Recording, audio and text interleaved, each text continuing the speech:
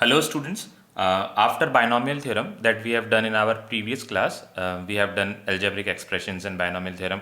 We have also derived some of the algebraic expressions using binomial theorem. Today we are going to start trigonometry. So before starting trigonometry, I want to explain some basic terms which are associated with trigonometry and some sign conventions also, and then we will get into trigonometry.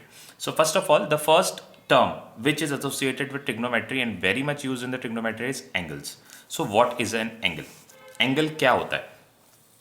तो देखिए, angle होता है किसी भी दो line के बीच का जो इंक्लिनेशन होता है. दो लाइंस, सपोज ये एक लाइन है, ये एक लाइन है, इनके बीच में जो इंक्लिनेशन है, ये बेस, किसी एक को आप बेस अज्यूम कर सकते हैं और ये इसके रेस्पेक्ट में ऐसे कम ज़्यादा या ज़्यादा और बढ़ते बढ़ते बढ़ते और बढ़ता जाएगा, या फिर चाहे तो ये बढ़ता जाएगा, जो भी है. इन दोनों के बीच का जो इंक्लाइनेशन है, इंक्लाइनेशन, इसको हम बोलते हैं एंगल्स. तो एंगल्स की डेफिनेशन हम क्या बनाते हैं? एंगल की डेफिनेशन हम बनाते हैं the inclination between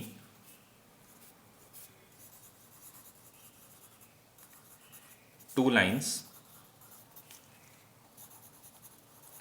is called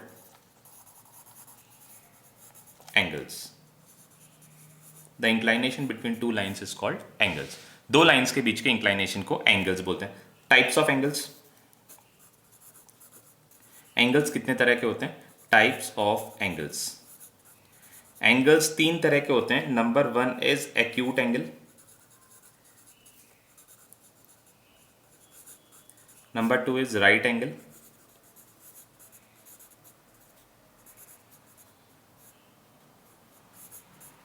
And number three is obtuse angle.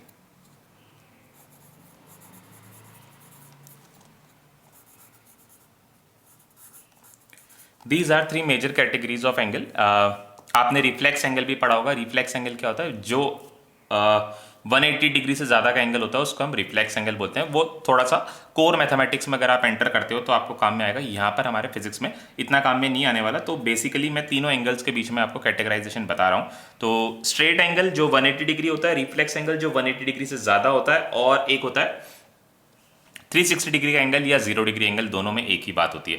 तो हम एकदम कोर मैथमेटिक्स में नहीं जा रहे हैं. तीन बेसिक तरह के जो एंगल्स हैं, acute, right and obtuse angle को डिस्कस करते हैं. ये भी बहुत बेसिक है, डिस्कस करने की जरूरत नहीं है, बट फिर भी मैं आपको एक बार यहाँ पर दोबारा हम रिवीजन कर लेते हैं इसका कि कौन सा एंगल क्या होता है, कौन सा एंगल की डेफिनेशन हम किस तरह से बना सकते हैं, कौन से एंगल को किस तरह से हम कैटेगराइज कर सकते हैं. सबसे बड़ी बात है कैटेगराइजेशन एंगल का. तो अब देखिए, राइट एंगल होता है the angle which is equal to 90 degree. जो एंगल 90 डिग्री के इक्वल होता है उसको हम बोलते हैं राइट एंगल. मतलब अगर आप किसी भी दो लाइंस को मेजर करेंगे, दो लाइंस के बीच का इंक्लाइनेशन काउंट करेंगे, तो और वो इंक्लाइनेशन अगर 90 डिग्री आता है तो हम उस एंगल को क्या बोलते हैं? हम उस एंगल को बोलते हैं राइट एंगल. तो राइट एंगल की डेफिनेशन हमने कैसे बनाई? हमने बोला कि अगर दो एंगल, दो लाइंस एक दूसरे के परपेंडिकुलर होता है, तो परपेंडिकुलर होते हैं तो दोनों के बीच में एंगल जो है 90 डिग्री होता है. अब इसके अंदर हमने क्या किया?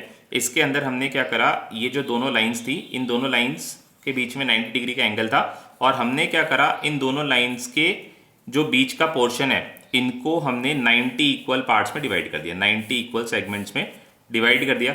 90 अगर इक्वल सेगमेंट्स में आपने इसको डिवाइड कर दिया तो हर एक सेगमेंट कितना हुआ? हर एक सेगमेंट 1 डिग्री के इक्वल हो.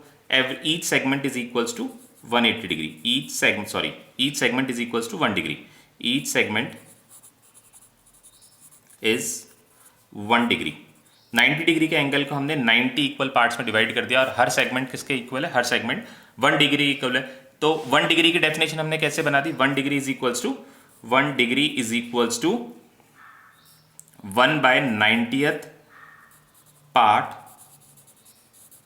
Of a right angle. ये डेफिनेशन आप 180 डिग्री से भी बना सकते थे, आप 360 डिग्री से भी बना सकते थे. मैंने 90 डिग्री से बना दी. कैसे? हमने क्या करा? हमने जो दो लाइंस थी जिनके बीच में एंगल 90 डिग्री था, उन लाइंस को, उन दोनों लाइंस के बीच में मैंने 90 इक्वल डिविजन्स कर दिए, और हर एक डिवीजन कितने डिग्री का हो गया? जब टोटल एंगल 90 डिग्री का था और हमने इसके बीच में 90 इक्वल डिविजन्स कर दिए. हो सकता है ये लाइंस कम हो, आप लाइंस को गिनना, यहाँ पे लाइंस को नहीं गिनेंगे आप, पर आपको ये कंसिडर करना है इनके बीच में कितने डिवीजन है, इनके बीच में 90 डिवीजन है, और हर एक डिवीजन जो है वो कितने का हुआ, हर एक डिवीजन, और अगर ये डिवीजन इक्वल है तो हर एक डिवीजन 90 डिग्री, सॉरी हर एक डिवीजन जो है वो 1 डिग्री का हुआ। ठीक है, every division is equals to 1 degree. तो 1 डिग्री क्या हुआ, 1 डिग्री की डेफिनेशन कैसे बनी, it is 1/90th part of a right angle, ये 1 डिग्री हो गया। अब जो एंगल राइट एंगल से कम होते हैं, जिनकी वैल्यू 90 डिग्री से कम होती है, उसको हम बोलते हैं acute angles. Acute angles the angles which are less than 90 degree. अगर ये थीटा है तो theta must be less than, theta की वैल्यू 90 डिग्री से कम होगी, theta is less than 90 degree. यहां पर ऑब्ट्यूस एंगल, ऑब्ट्यूस एंगल यहां पर जो एंगल 90 डिग्री से बड़े होते हैं, 90 डिग्री से जो एंगल बड़े होते हैं उनको हम बोलते हैं ऑब्ट्यूस एंगल। ये एंगल 90 डिग्री से बड़ा है और इसको हमने बोला ऑब्ट्यूस एंगल, यहां पे थीटा लिखा, theta is greater than 90 degree. ठीक है, तो ये तीनों हमने कैटेगराइजेशन कर लिया एंगल का, एक 90 डिग्री का, 90 डिग्री से छोटा वाला एक्यूट और 90 डिग्री से बड़ा वाला ऑब्ट्यूस एंगल।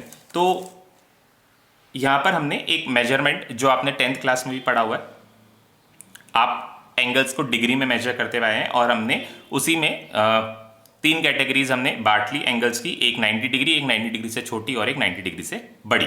ठीक है, 90 डिग्री से 180 डिग्री के एंगल्स जो होते हैं वो ऑब्ट्यूस एंगल्स होते हैं, और फिर उससे ज्यादा के जो एंगल्स होते हैं 180 डिग्री से बड़े वो रिफ्लेक्स एंगल्स होते हैं। ठीक है, अब हम करते हैं एक और मेजरमेंट, एंगल को डिग्री के अलावा हम एक और यूनिट में मेजर करते हैं। उस यूनिट के बारे में मैं आपको बताना चाहूंगा आज, वो कौन सी यूनिट होती है। तो पहले हम क्या करते हैं, पहले हम एक रेडियस इसको कंसिडर करते हैं। ये एक लाइन है,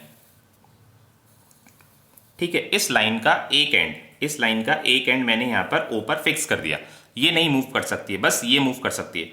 अगर आप इस पर फोर्स लगाओगे, अगर आप इसको मतलब अगर आप इसको धकेलोगे तो ये वाला एंड तो इसका नहीं मूव करेगा, सिर्फ यही वाला मूव करेगा। तो ये क्या करेगा, ये एक सर्कल अपने चारों तरफ बना लेगा कुछ इस तरह से। ये सर्कल, ये अगर हमने एक एंड इसका फिक्स कर रखा है और इसको घुमाएंगे तो ये एक सर्कुलर पाथ ट्रेस करेगा और अपनी जगह पर वापस आएगा। तो हमने क्या करा, हमने इसको 4 इक्वल सेगमेंट्स में डिवाइड कर दिया, 4 इक्वल सेगमेंट्स में डिवाइड कर दिया इस तरह से। ठीक है, ये 4 इक्वल सेगमेंट्स हो गए, 4 इक्वल, जो इसका एरिया था, जो एरिया इसने बनाया, उस एरिया को हमने 4 इक्वल सेक्टर्स में डिवाइड कर दिया। ठीक है,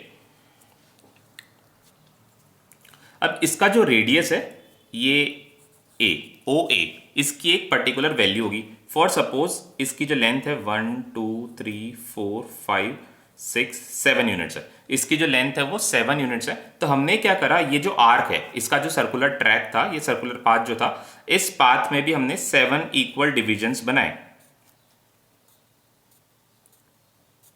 और इन दोनों को हमने कर दिया ज्वाइन, इन दोनों को हमने ज्वाइन कर दिया। जब हमने इन दोनों को ज्वाइन कर दिया, अब ये जो एंगल बना, ये जो एंगल बना, इसको हमने क्या बोला, इसको हमने बोला radian. This angle theta is radian.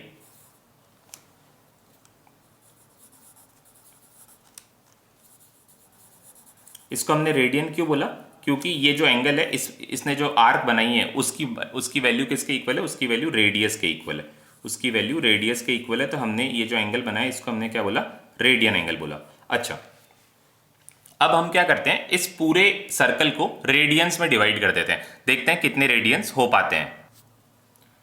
1, ये फर्स्ट रेडियन है, दिस इज, इसको हमने बराबर करके ये नापा तो हमने देखा दिस इज सेकेंड रेडियन। मेरे पास मेजरमेंट यहां पर नहीं है, जब आप मेजरमेंट करके बनाओगे तो you will get a quite fixed values, मतलब आपको सारे जो एंगल्स, मतलब जो सारे जो सेक्टर्स बनेंगे वो इक्वल बनेंगे, इक्वल सेगमेंट्स में आप डिवाइड कर पाओगे। तो ये फर्स्ट सेगमेंट हो गया, this is second, and this is third,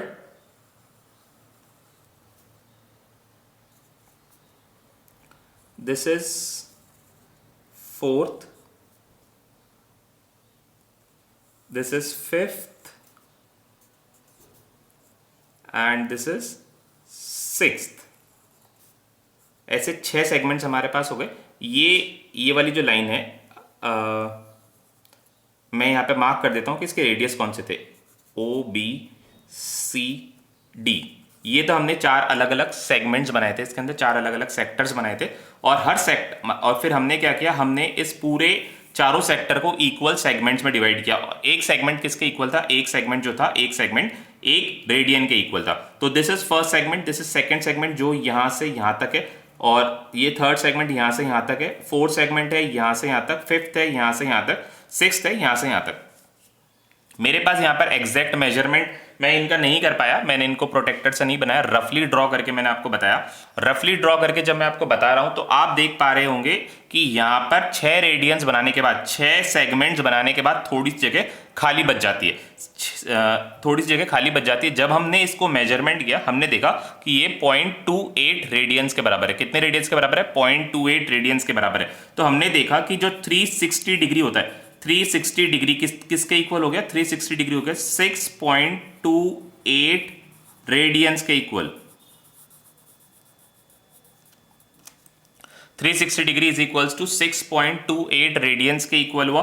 तो ये 6.28 थोड़ा सा जाना पहचाना नंबर है। आप अगर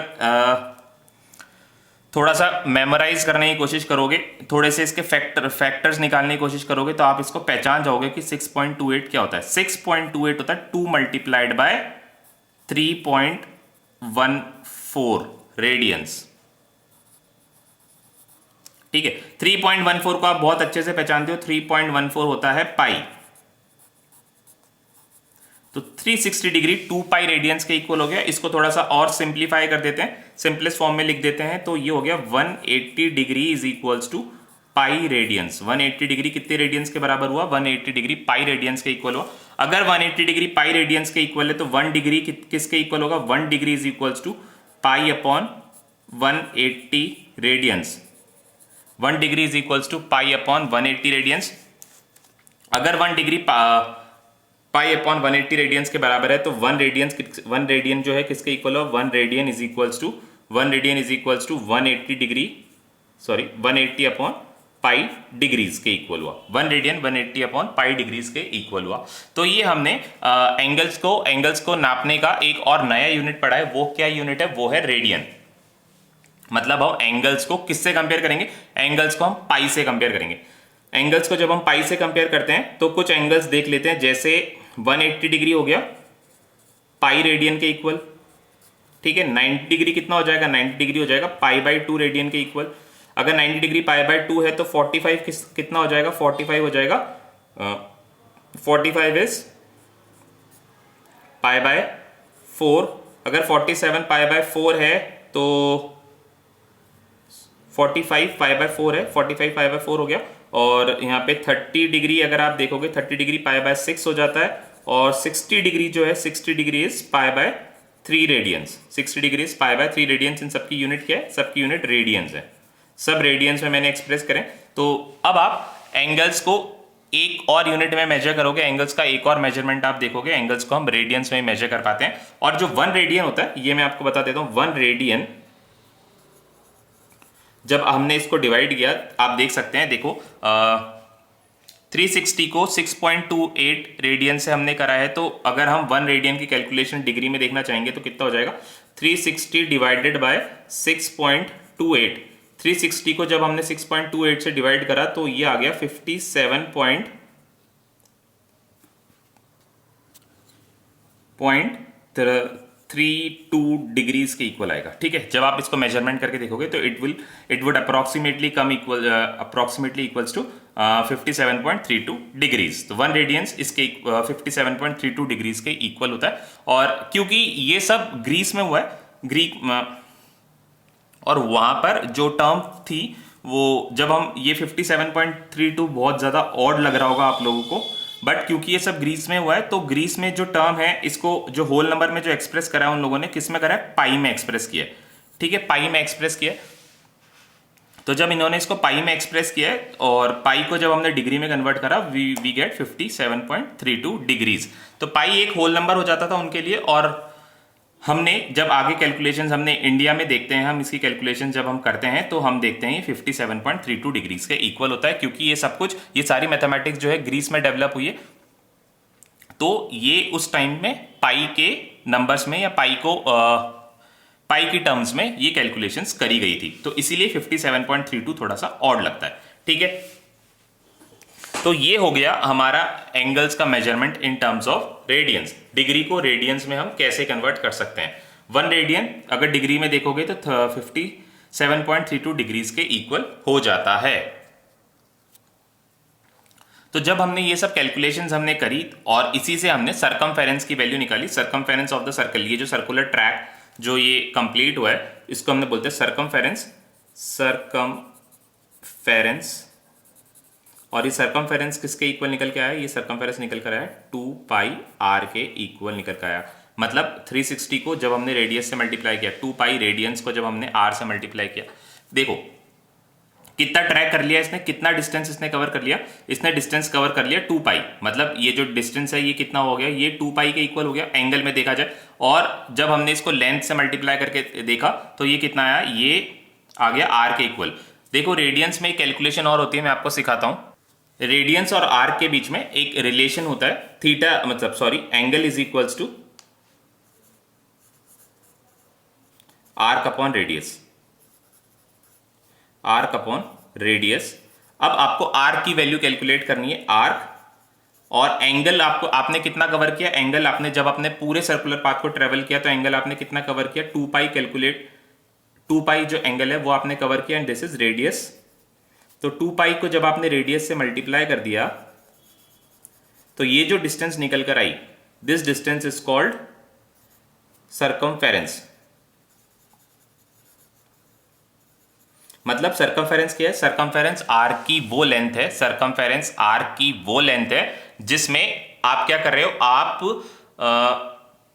2 पाई रेडियंस कवर कर रहे हो। सरकमफेरेंस आर की वो लेंथ है जिसमें आप 2 पाई रेडियंस जो है वो कवर कर रहे हो। इस तरह से हमने सरकमफेरेंस का फॉर्मूला निकाला। सरकमफेरेंस से हमने जो है जो सर्कल की कैलकुलेशंस है उसमें हम आगे चलते चले गए, बट यहां पर जो बहुत इंपॉर्टेंट टर्म निकल कर आई हमारे सामने वो थी पाई। पाई जो कि 3.14, मैथमेटिक्स में आप उसको 3.14 में एक्सप्रेस करते हो, या फिर आप बोलते हो पाई इज 22/7। आपको पता होगा 22/7 is not the exact value of pi, it is just an approximation.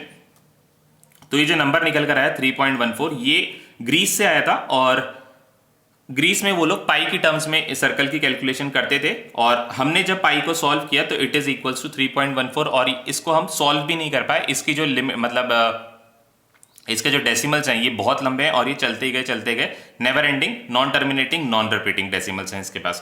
तो हम जो टर्म जो डील कर रहे हैं, वो जो हमने नई टर्म आज देखी है वो है पाई, और पाई कैसे आया वो भी मैंने आपको बताया। ठीक है, जब हम रेडियंस की कैलकुलेशन कर रहे थे, डिग्री को रेडियन में कन्वर्ट कर रहे थे, तो हमने पाई वर्ड जो है, पाई टर्म जो है वो हमने सीखी। अब हम आते हैं एक बार, क्योंकि ट्रिग्नोमेट्री जो है कंप्लीटली राइट एंगल से एसोसिएटेड है, तो हम आते हैं एक बार राइट एंगल ट्राइंगल पर।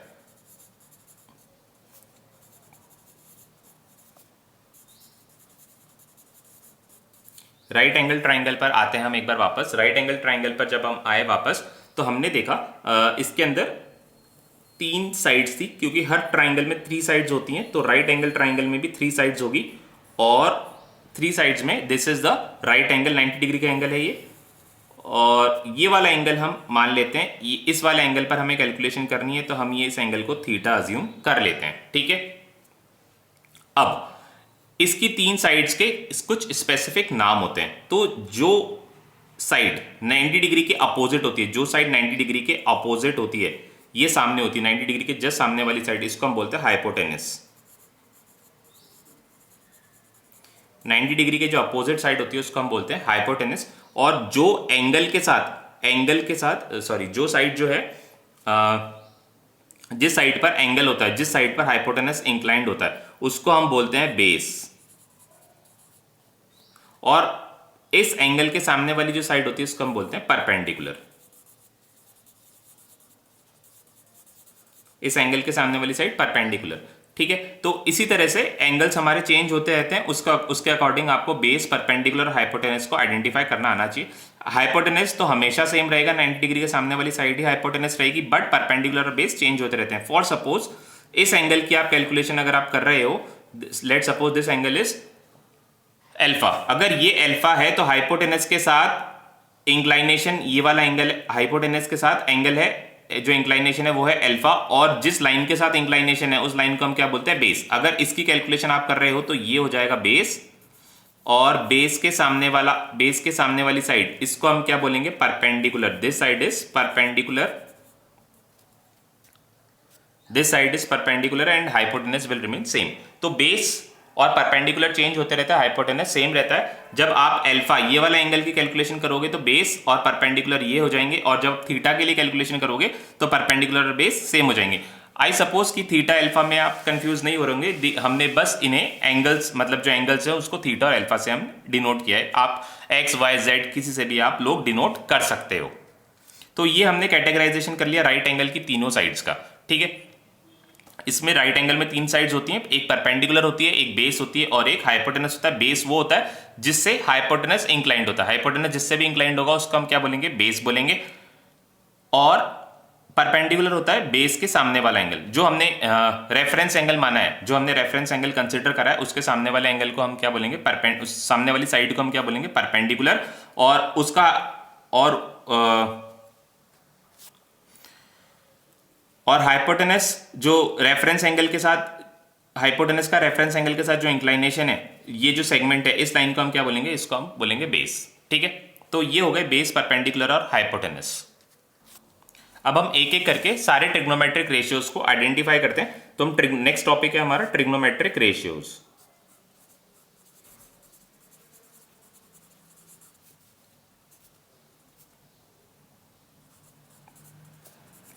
देखिए, ट्रिग्नोमेट्रिक रेशियोज पढ़ने से पहले हमें ये सारी जो बेसिक टर्म्स हैं इनकी नॉलेज होनी चाहिए थी, इसलिए मैंने एक एक करके आपको सारी बेसिक नॉलेज दी है। अब हम ट्रिग्नोमेट्रिक रेशियोज पर आते हैं। ट्रिग्नोमेट्रिक रेशियोज, तो हम क्या करते हैं, हमने एक सर्कल बनाया, हमने एक ये सर्कल जो है, ये सर्कल कंसिडर करा, और इस सर्कल के 4 इक्वल पार्ट्स में हमने सर्कल को डिवाइड कर दिया, ठीक है। अब आप देखें, यहां से जो रेडियस है ये घूमना स्टार्ट करता है, घूमते घूमते ये अपना जो सर्कुलर ट्रैक है, यहां से घूमते घूमते ये अपना सर्कुलर ट्रैक पूरा करता है। यहां पर ये फिक्स्ड है, इसका एक एंड यहां पर फिक्स है। अब ये यहां से जैसे जैसे ऊपर उठता है, मान लीजिए ये इतना ऊपर उठा, ये इतना ऊपर उठा, तो अगर ये इतना ऊपर उठा तो आप देख सकते हैं ये परपेंडिकुलर बना, और दिस इज द बेस, ये बेस हुआ, ठीक है। फिर अगर ये ज्यादा ऊपर उठ गया, ये ज्यादा ऊपर उठ गया, आप देख सकते हैं पहले के कंपैरिजन में परपेंडिकुलर की लेंथ जो है वो ज्यादा हो गई और बेस की लेंथ कम हो गई। अब ये अगर और ज्यादा उठता है तो परपेंडिकुलर और ज्यादा हो गया और बेस जो है और कम हो गया। अब अगर ये और ज्यादा उठता है तो परपेंडिकुलर की वैल्यू और ज्यादा हो गई और बेस की वैल्यू और कम हो गई, ठीक है। ये अगर और ऊपर उठा है, 90 डिग्री पर हो जाता है, तो परपेंडिकुलर जो है अपनी मैक्सिमम लेंथ पर आ जाता है और बेस क्या है वो 0 डिग्री पर होता है। तो परपेंडिकुलर और बेस जो है एंगल के साथ कहीं ना कहीं अपना रिलेशन जो है वो बनाते हैं, और उन्हीं रिलेशंस को हमने क्या करा है, हमने रेशियोज में एक्सप्रेस करा है। तो हमारे पास जो पहला रेशियो है, फर्स्ट रेशियो है साइन, जिसको आप SIN भी बोलते हो, साइन थीटा, ठीक है। साइन, ये जो साइन है ये एक ट्रिग्नोमेट्रिक रेशियो है, और इस रेशियो में हम किस किस को कंसीडर करते हैं, ये रेशियो है परपेंडिकुलर और हाइपोटेनस का, परपेंडिकुलर और हाइपोटेनस का रेशियो है ये, ठीक है। फिर इसके बाद नेक्स्ट ट्रिग्नोमेट्रिक रेशियो है कोसाइन, जिसको आप कॉस भी बोलते हो। कॉस है बेस अपॉन हाइपोटेनस। इसके बाद जो नेक्स्ट ट्रिग्नोमेट्रिक रेशियो है वो है टेंजेंट, जिसको आप टेन भी बोलते हो। और टेन किसके इक्वल होता है, टेन होता है, टेन जो ट्रिग्नोमेट्रिक रेशियो है, किस किसका रेशियो हमने बनाया, इसका हमने बनाया परपेंडिकुलर, P से डिनोट कर रहा हूं, परपेंडिकुलर और बेस। इसके बाद जो नेक्स्ट ट्रिग्नोमेट्रिक रेशियो है that is cosecant,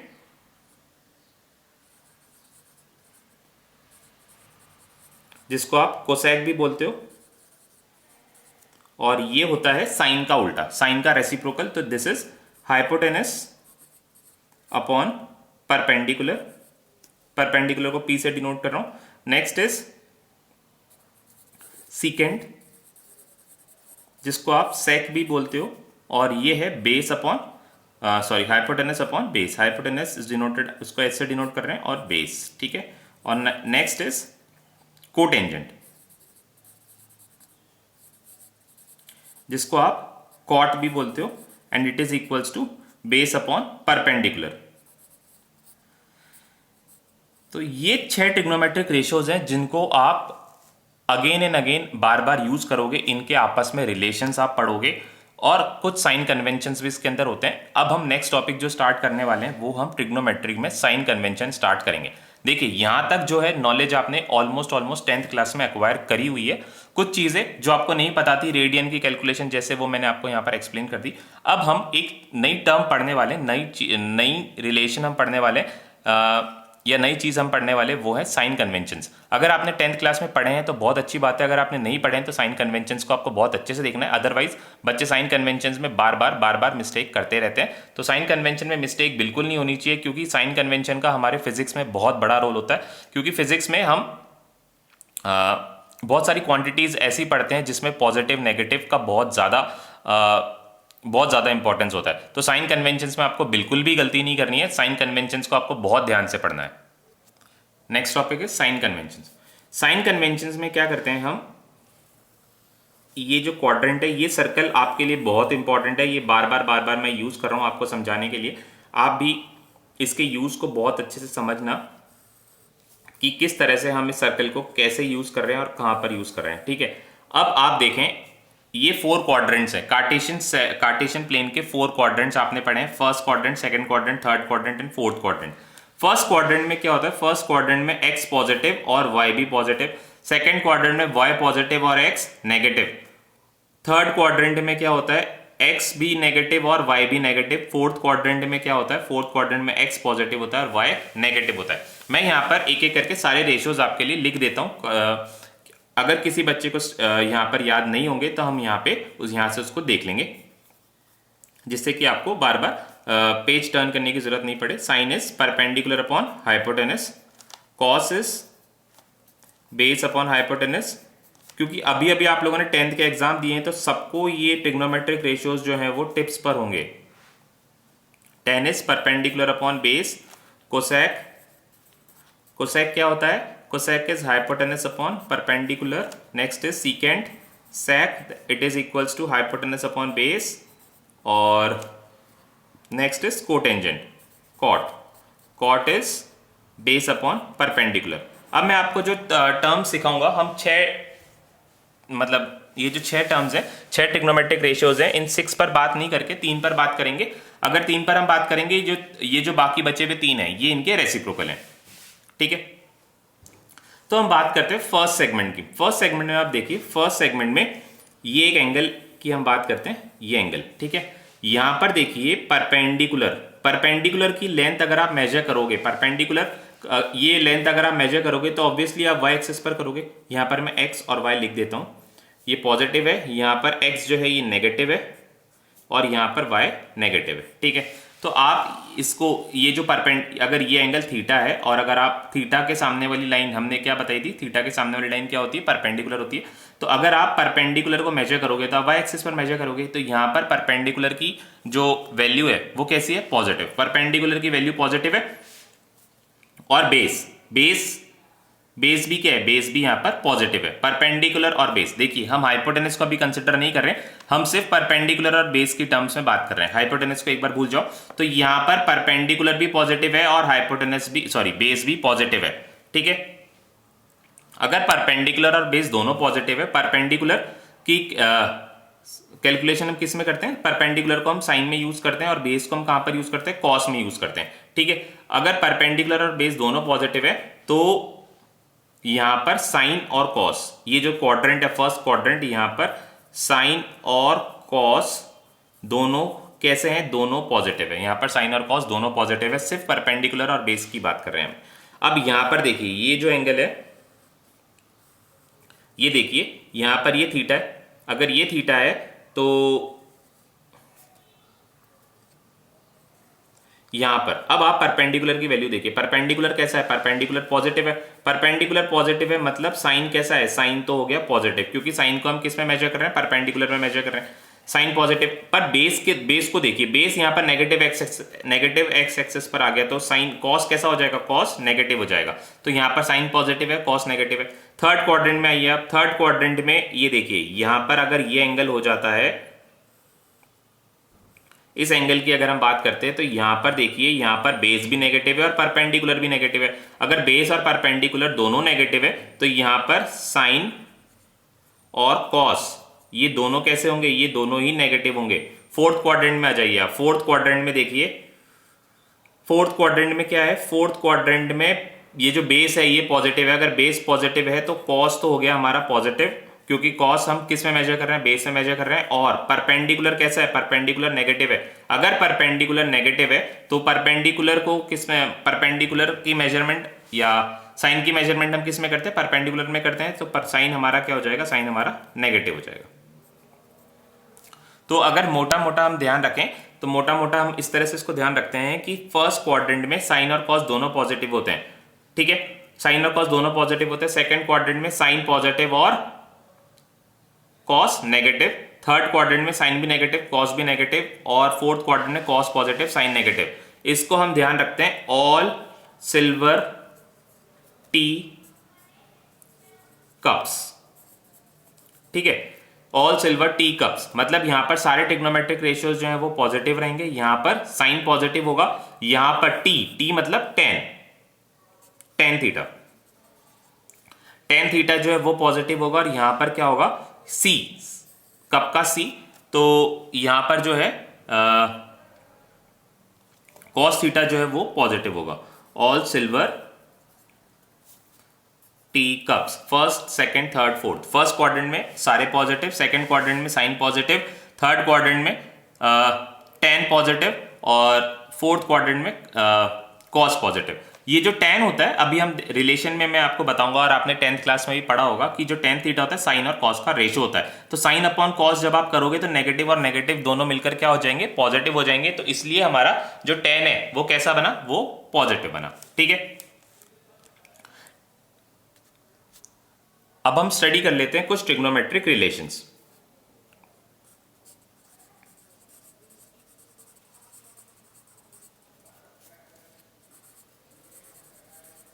trigonometric relations. First relation is sine upon cos. Theta लिख देते हैं, किसी एंगल के लिए हम मेजरमेंट कर रहे हैं तो उस एंगल को मैंने थीटा अज्यूम कर लिया। Sine theta upon cos theta is tan theta, ठीक है। फिर 1 upon sine theta, it is equals to cosec theta. 1 upon cos theta is 1 upon cos theta is sec theta. और 1 अपॉन कॉट थीटा मतलब cotangent, ये होता है tan theta के equal.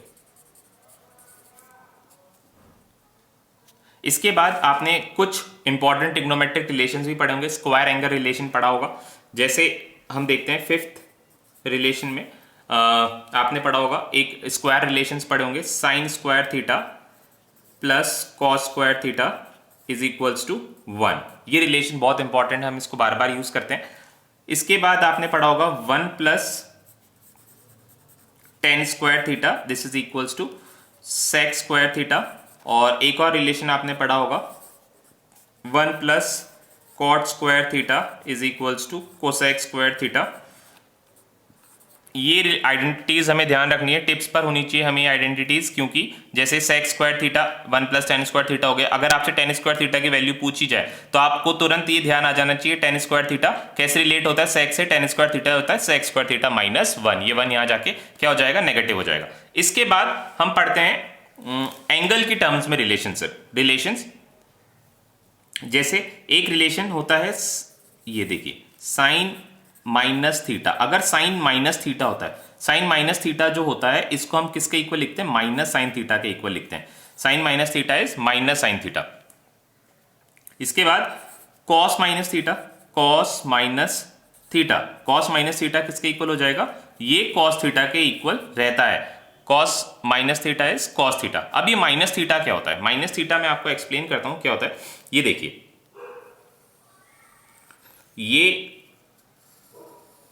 ये जो हमारा सर्कुलर ट्रैक था, अगर ये हमारी रेडियस है, ये अगर ये यहां पर ऊपर जाती है, इसके ऊपर जाती है, तो हम थीटा को काउंट करते हैं पॉजिटिव में। हम थीटा को किसमें काउंट करते हैं, पॉजिटिव में। और अगर ये इसके नीचे जाता है, ये इसके नीचे जाता है तो हम थीटा को काउंट करते हैं नेगेटिव में, क्योंकि रेफरेंस लाइन हमारी ये हो गई, ये हमारी रेफरेंस लाइन है। रेफरेंस लाइन के ऊपर हम जाते हैं तो थीटा पॉजिटिव, रेफरेंस लाइन के नीचे हम जाएंगे थीटा नेगेटिव। अगर आप देखोगे तो ये कौन सा क्वाड्रेंट है, ये फर्स्ट क्वाड्रेंट है, ठीक है, ये फर्स्ट क्वाड्रेंट है। फर्स्ट क्वाड्रेंट में साइन कैसा रहता है, फर्स्ट क्वाड्रेंट में साइन कैसा रहता है, साइन पॉजिटिव रहता है, ठीक है। पर यहां पर हम माइनस थीटा की बात करें, माइनस थीटा का मतलब आप कहां गए, नीचे गए, नीचे गए मतलब फोर्थ क्वाड्रेंट में आप गए। फोर्थ क्वाड्रेंट में साइन कैसा होता है, साइन नेगेटिव होता है, पर फोर्थ क्वाड्रेंट में कॉस कैसा होता है, कॉस पॉजिटिव होता है, इसलिए कॉस माइनस थीटा क्या है, cos minus theta is cos theta. फिर इसके बाद ten minus theta, ten minus theta जो होगा ये होगा माइनस टेन थीटा के इक्वल। अब हमने तीन मेजर एंगल जो है साइन कॉस और टेन, उसके रिलेशंस हमने पढ़ लिए। तो जो नेक्स्ट है कोसेक सेक और कॉट, इसके रिलेशंस आप बनाने की कोशिश करना, क्योंकि ये साइन कॉस और टेन के रेसिप्रोकल होते हैं। अदरवाइज मैंने जो आपको शीट दी है, जो आपको वर्कशीट दी है, उसके अंदर सारे रिलेशंस लिखे हुए हैं, आप उससे एक बार क्रॉस चेक या वेरीफाई भी कर सकते हो। इसके बाद हम रिलेशंस जो अब हम नेक्स्ट जो रिलेशन पढ़ने वाले हैं वो हम 90 प्लस थीटा और 90 माइनस थीटा की टर्म्स में पढ़ने वाले हैं। तो ठीक है, देखते हैं। अगर ये एंगल थीटा है, एक राइट एंगल ट्राइंगल है, और उस राइट एंगल ट्राइंगल में ये एंगल थीटा है, तो इस एंगल की वैल्यू क्या होगी, इस एंगल की वैल्यू हो जाएगी 90 माइनस थीटा। ये जो एंगल है ये 90 माइनस थीटा के इक्वल हो जाएगा, ठीक है। तो अब हम 90 प्लस और 90 माइनस थीटा के टर्म्स में रिलेशंस पढ़ेंगे। जैसे फर्स्ट रिलेशन जो है हमारा, सॉरी ये हमारा 11th हो गया, 10 हमने वहां पे पढ़ लिए थे, this is 11th relation. 90 minus theta, sine 90 minus theta हम पढ़ते हैं, sine 90 minus theta it is equals to cos theta, then 12 cos 90 minus theta, cos 90 minus theta होता है साइन थीटा। फिर उसके बाद tan 90 minus theta, tan 90 minus theta ये होता है cot थीटा। बाकी दूसरे ट्रिग्नोमेट्रिक रेशियोज के रिलेशन आप इससे रिलेट कर सकते हैं और वर्कशीट से एक बार वेरीफाई कर सकते हैं, क्योंकि सारे रिलेशंस हम एक्सप्रेस कर, मतलब सारे रिलेशंस अगर मैं यहाँ पर आपको एक एक करके बताऊंगा तो बहुत ज़्यादा टाइम लग जाएगा। मैं आपको आपको मेन जो कंसेप्ट है वो मैं आपको बता दे रहा हूँ, और बाकी जो है आप वर्कशीट से आप उसको टैली करके, जो वर्कशीट मैंने आपको प्रोवाइड करी है नेक्स्ट, उसके अंदर आप एक एक नेक्स्ट रिलेशंस आप निकाल सकते हैं, और नेक्स्ट रिलेशन निकालकर वर्कशीट से आप उसको टैली कर सकते हैं, ठीक है। यहां पर आते हैं हम अपने नेक्स्ट रिलेशन पर, और ये 90 प्लस की टर्म्स में हम करेंगे sine 90 plus theta. Sine 90 plus theta क्या होना चाहिए, देखिए इन एंगल्स को याद करने के लिए भी मैंने आपके लिए एक ट्रिक बनाई है। ये ट्रिक क्या है, देखिए ये हमारा जो सर्कल था, रेडियस वेक्टर अगर रोटेट हो रहा है, रेडियस जो है वेक्टर छोड़ियो अभी आप, ये जो रेडियस है ये रोटेट हो रहा है। अभी sine 90 plus theta, 90 plus theta की अगर हम बात करते हैं तो मान लो ये थीटा है, ये जो एंगल है थीटा एक एक्यूट एंगल, थीटा हमेशा क्या रहेगा, थीटा हमेशा एक एक्यूट एंगल रहेगा। 90 प्लस थीटा मतलब अब आप कहां आ गए हो, 90 प्लस थीटा में मतलब अगर आप 90 डिग्री को क्रॉस करके आ गए हो, 90 डिग्री को क्रॉस करके आ चुके हो, 90 डिग्री को अगर आप क्रॉस करके आ चुके हो तो आप कौन से क्वाड्रेंट में हो, 90 डिग्री को अगर आप क्रॉस करके आए हो तो आप हो फर्स्ट क्वाड्रेंट में, आप हो फर्स्ट क्वाड्रेंट में। तो यहां पर जो साइन आएगा, साइन 90 प्लस थीटा ये होता है कॉस थीटा, क्योंकि यहां पर साइन जो रहता है वो पॉजिटिव रहता है। Sine 90 plus theta, sine theta जो होता है फर्स्ट क्वाड्रेंट में ये पॉजिटिव रहता है, इसलिए कॉस हमारा कैसा आया, पॉजिटिव आया। इसके बाद देखिए आप cos 90 plus theta, cos 90 plus theta, cos 90 plus theta मतलब अभी आप कहां पर हो, सेकंड क्वाड्रेंट में, और सेकंड क्वाड्रेंट में कॉस कैसा होता है, नेगेटिव होता है। तो सेकंड क्वाड्रेंट में कॉस नेगेटिव होगा, तो कॉस 90 प्लस थीटा किसके इक्वल होगा, माइनस साइन थीटा के इक्वल होगा, ठीक है। 16th tan 90 plus theta, tan 90 plus theta मतलब अभी आप सेकंड क्वाड्रेंट में, और सेकंड क्वाड्रेंट में tan भी नेगेटिव होता है, तो इसका आंसर क्या आएगा, माइनस कॉट थीटा। अगर आप 180 की टर्म्स में रिलेशंस पढ़ेंगे, 180 की टर्म्स में, तो जब 180 डिग्री में पढ़ेंगे तो sine 180 plus theta, sine 180 plus theta मतलब आप कहां चले गए, आप चले गए थर्ड क्वाड्रेंट में। अगर आप थर्ड क्वाड्रेंट में चले गए तो ये क्या हो जाएगा, ये नेगेटिव हो जाएगा, माइनस साइन थीटा। फिर cos 180 प्लस थीटा। कॉस भी थर्ड क्वाड्रेंट में कैसा होता है? कॉस भी थर्ड क्वाड्रेंट में नेगेटिव होता है, तो ये भी नेगेटिव रहेगा। और फिर इसके बाद tan 180 plus theta. Third quadrant में tan पॉजिटिव होता है, तो इसलिए जो tan थीटा है ये पॉजिटिव रहेगा। इसी तरह से आप 180 माइनस थीटा, 360 माइनस थीटा और 360 प्लस थीटा के रिलेशन जो है आप बना सकते हो। 270 प्लस थीटा, 270 माइनस थीटा के रिलेशंस भी आप लोग एक बार ट्राई करना। ट्रिग्नोमेट्रिक वैल्यूज की अगर हम बात कर लेते हैं, साइन कॉस और tan की वैल्यूज की हम बात कर लेते हैं। साइन कॉस और tan की वैल्यूज की हम बात कर लेते हैं, ट्रिग्नोमेट्रिक वैल्यूज की। और यहां पर हो गया हमारा एंगल फर्स्ट केस में 0, फिर 30, फिर 45, फिर 60 और फिर 90। ये 5 एंगल्स की हम बात कर लेते हैं। Sine 0 is 0, sine 30 is 1/2, sine 45 is 1/√2, sine 60 is √3/2। ये आप लोग पहले क्लास में पढ़ के आ चुके हो, इसलिए हम थोड़ा जल्दी कर रहे हैं। कॉस में क्या होगा? कॉस में उल्टा हो जाता है, जो साइन 90 की वैल्यू होगी वो कॉस 0 की वैल्यू होगी। और फिर इस तरह से ये रेशियो जो है वो चलता रहता है। 1/√2, cos 60 is 1/2 and cos 90 is 0। tan sine और cos का रेशियो होता है। tan हमने पढ़ा, साइन tan क्या होता है? tan होता है sine theta upon cos theta. तो 0/1, 0/1 क्या होता है? 0/1 होता है 0। फिर ये हो जाएगा 1/√3। फिर जब आप इन दोनों का रेशियो लोगे तो ये हो जाएगा 1, क्योंकि दोनों 1/√2 है। जब आप इन दोनों का रेशियो लोगे तो ये हो जाएगा √3। और tan 90 जो होता है, tan 90 is not defined.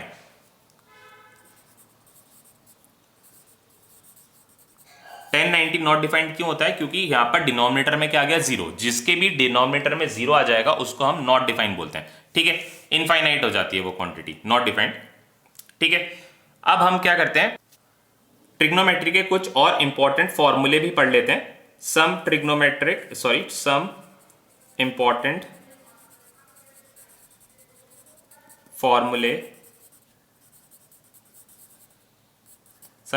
Formulas of trigonometry.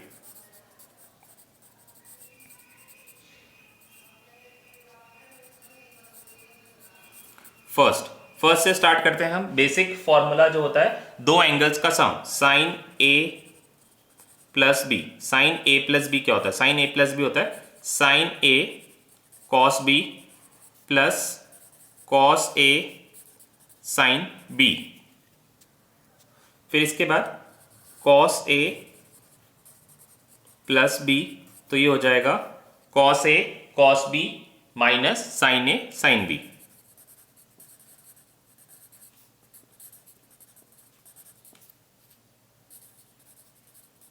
फिर इसके बाद tan a plus B.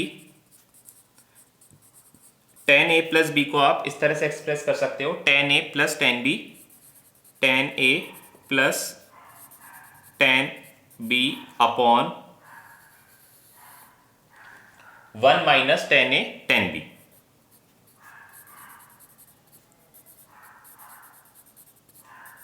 One minus tan a tan b। ये प्लस के फॉर्मूले हो गए। नेगेटिव माइनस के फॉर्मूले किस तरह से होंगे?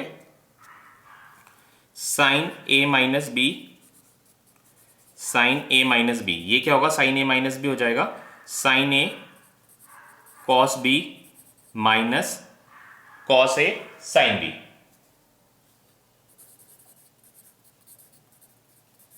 Next is cos a minus B. Cos a minus B का जो फॉर्मूला बनेगा, कॉस a माइनस बी होगा cos a cos b plus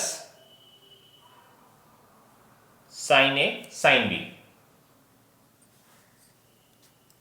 a minus B हो जाएगा cos a cos b plus sine a sine b।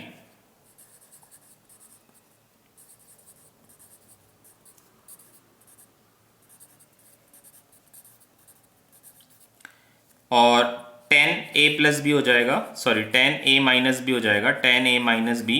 ये हो जाएगा tan a minus tan b upon 1 plus tan a tan b। tan a minus b is tan A minus tan B upon 1 plus tan A tan B. ठीक है, तो ये 6 plus और minus के formulas हमने पढ़ लिए। Sine A plus B sine A cos B plus cos A sine B, cos A plus B is cos A cos B minus sine A sine B, tan A plus B is tan A tan B upon 1 minus tan A tan B, sine A minus B sine A cos B minus cos A sine B, cos A minus B cos A cos B plus sine A sine B, tan A minus B tan A minus B upon 1 plus tan A tan B. इसके बाद हम double angle फॉर्मूले भी देख लेते हैं। Sign double मतलब अगर a प्लस बी हम करते हैं और a और b दोनों इक्वल होते हैं तो साइन कितना हो जाएगा, साइन 2a हो जाएगा। तो साइन 2a हम देख लेते हैं, तो ये कितना हो जाएगा 2 sine a cos A, 2 sine A cos A, ये डबल एंगल फॉर्मूला हो जाएगा साइन के लिए 2 साइन ए कॉस ए। इसके बाद cos 2a, ये identity number 7, identity number 8 cos 2a, cos 2a जो है cos 2a की वैल्यू हो जाएगी cos square A minus sine square ए।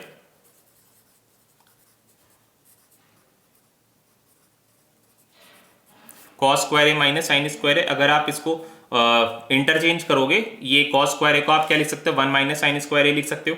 अगर आपने इसको 1 माइनस साइन स्क्वायर ए लिख दिया तो ये बन जाएगा फॉर्मूला जो है, यहाँ पर माइनस साइन स्क्वायर ए ऑलरेडी है तो 1 माइनस 2 साइन स्क्वायर ए। अगर आप इसको cos में चेंज करते हो तो ये हो जाएगा cos square A as it is 1 minus cos square A, negative negative positive, तो ये हो जाएगा cos square A minus 1, 2 cos square A minus 1। और यहां पर tan 2 थीटा का जो फॉर्मूला बनेगा ये बनेगा tan 2a is equals to 2 tan a upon 1 minus tan square A, 1 minus tan square A. तो ये हो गए हमारे डबल एंगल फॉर्मूले, इनको हम डबल एंगल फॉर्मूले बोलते हैं। इसके बाद हम हाफ एंगल्स के भी फॉर्मूले देख लेते हैं कि अगर हाफ रहेगा तो क्या फॉर्मूले रहते हैं। इसके लिए हाफ एंगल के फॉर्मूले भी हम देख लेते हैं। तो फॉर्मूले बनते हैं इसमें जैसे sine A plus sine B. Half angle formula हम देख लेते हैं। तो sine A plus sine B, sine A plus sine B, ये जो आइडेंटिटी रहेगी ये किसके इक्वल रहेगी, ये रहेगी 2 sine A plus B upon 2। इसको हमने यहाँ पे 2 से डिवाइड किया तो ऐसी आइडेंटिटीज को हम क्या बोलते हैं, हाफ एंगल फॉर्मूला भी बोलते हैं। Sine A plus B upon 2 multiplied by cos A minus B upon 2। ठीक है, फिर इसके बाद cos A minus cos B, cos A minus cos B, ये हो जाएगा minus 2 cos A plus B upon 2 sine A minus B upon 2। ये किसकी आइडेंटिटी बनी, ये आइडेंटिटी बनी cos A minus cos B की। तो यहां पर 2 साइन ही आएगा, यहां पर 2 sine A plus B upon 2 आएगा, 2 sine A plus B upon 2 minus 2 sine A plus B upon 2 into A minus B upon 2। Identity number 12 cos A plus B cos A plus cos B, cos A plus cos B, ये identities हो जाएगी, ये हो जाएगी 2 cos A plus B upon 2 multiplied by cos A minus B upon 2। ठीक है, इसके बाद identity number 13 sine A minus B, sine A minus sine B, not sine A minus B, sine A minus sine B. Sine A minus sine B जो रहता है ये रहता है 2 cos A plus B upon 2 multiplied by sine A minus B upon 2। अब इसके बाद हम प्लस वाली आइडेंटिटीज और देख लेते हैं। Identity number 14 sine A plus B plus sine A minus B. जब हम इन दोनों को ओपन करेंगे तो we will get 2 sine A cos B, 2 sine A cos B.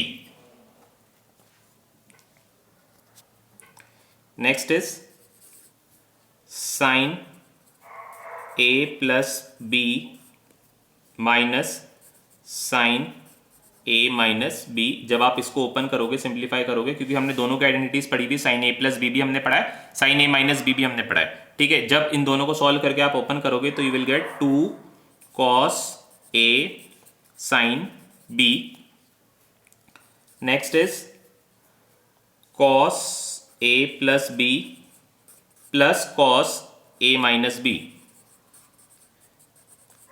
जब आप इसको ओपन करोगे तो you will get 2 cos A cos B. Next is cos A plus B minus cos A minus B. तो यहां पर आपको रिजल्ट क्या मिला? यहां पर जो आपको रिजल्ट मिला, it is -2 sine A sine B. ये कुछ ट्रिग्नोमेट्रिक रिलेशंस हमने पढ़े हैं अलग अलग कंडीशंस के लिए। जब हमें कोई कंडीशन दी हुई रहेगी तो आपको कौन सा रिलेशन अप्लाई करना है, अगर डबल एंगल दिया हुआ रहेगा तो कैसे रिलेशन अप्लाई करना है, अगर 2 एंगल्स का सम दिया हुआ रहेगा तो कौन सा रिलेशन अप्लाई करना है, हाफ एंगल रिलेशंस भी हमने पढ़े हैं। तो ये ट्रिग्नोमेट्रिक रिलेशंस थे। आपको इनके डेरिवेशन पे फोकस करने की कोई जरूरत नहीं है, आपको बस इसका एप्लीकेशन पार्ट याद होना चाहिए। मैं आपको इसके क्वेश्चंस भी आपको करने के लिए दूंगा नेक्स्ट क्लास में, पर तब तक आप क्या करें, अगर आप इसके और क्वेश्चंस आप नहीं बना पाते खुद से, तो जो मैं क्वेश्चन दूं वो कर लीजिए, और इसके साथ साथ ये जो आइडेंटिटीज है इनको बहुत अच्छे से रट लेना, क्योंकि अगर जब तक ये फॉर्मूले बाय हार्ट आपको लर्न नहीं होते, जब तक ये फॉर्मूले बाय हार्ट आपको लर्न नहीं होते, आप फिजिक्स में इनको अप्लाई नहीं कर पाओगे। आपको बार बार इन आइडेंटिटीज को देखने की जरूरत पड़ेगी। तो आइडेंटिटीज ये आपको लर्न अभी से कर लेनी चाहिए, क्योंकि मैथमेटिक्स में आपको काम आएगी। और जो बायो के स्टूडेंट्स हैं उनको तो बस ये सोचकर लर्न कर लेनी चाहिए, क्योंकि फिजिक्स में हमें इनको रेगुलर बेसिस पे हमें यूज करना है, कंटिन्यूअसली हम इनको यूज करेंगे। तो आपको ये सारी आइडेंटिटीज जो है बाय हार्ट लर्न होनी चाहिए, ठीक है। अब जो मेरी जो वर्कशीट, नेक्स्ट वर्कशीट जो आपको मिलेगी, उसमें आपको ट्रिग्नोमेट्री के और बाइनोमियल थ्योरम के क्वेश्चंस आपको मिलेंगे। तो अभी तक हमने ट्रिग्नोमेट्री और बाइनोमियल थ्योरम और अलजेब्रिक एक्सप्रेशंस और क्वाड्रेटिक इक्वेशंस हमने पढ़ लिए हैं। तो अब जो मेरी जो वर्कशीट आएगी उसमें ये इन चारों पर बेस्ड जो 2 लेक्चर्स हमने पढ़े हैं, 2 लेक्चर्स पर बेस्ड जो हमने पढ़ा है उस पर बेस्ड जो होगी वर्कशीट होगी, और आपको वो वर्कशीट कर सबमिट करनी है। तो आज हम इतना ही कर रहे हैं। कल हम पढ़ेंगे हमारा नेक्स्ट टॉपिक, जो कि होगा लॉगरिथमिक। मतलब हम लॉग के बारे में, लॉग का इंट्रोडक्शन पढ़ेंगे, लॉग हम फिजिक्स में कैसे यूज करेंगे और किसका फिजिक्स में किस तरह से एप्लीकेशन है, वो सब हम नेक्स्ट क्लास में पढ़ेंगे। आज हमने ट्रिग्नोमेट्री पढ़ा, उसके कुछ इंपॉर्टेंट रिलेशंस हमने पढ़े। इंपॉर्टेंट रिलेशंस आपको बस बाय हार्ट लर्न करके रखने हैं, ठीक है। इनके फॉर्मूले पे ज्यादा फोकस, मतलब इनके डेरिवेशंस पर आपको ज्यादा फोकस नहीं करना है। हमें डेरिवेशन से हमें डेरिवेशन से कोई मतलब नहीं है फिजिक्स में। हमें बस इसको अप्लाई करना है। डेरिवेशंस आप, जिन बच्चों के पास मैथमेटिक्स है वो डेरिवेशंस इसका कर लेंगे। और बाकी हमने रेडियंस और ट्रिग्नोमेट्रिक रेशियोज के बारे में पढ़ा, जो कि आपके लिए नया था। तो अब आपको रेडियंस और डिग्रीज के बीच में भी रिलेशन जो है वो पता चल गया होगा। सरकमफेरेंस, पाई कैसे इंट्रोड्यूस हुआ, ये सब मैंने आपको बताया। तो आज हम यहीं पर क्लोज करते हैं। नेक्स्ट टॉपिक हम पढ़ेंगे लॉगरिथमिक।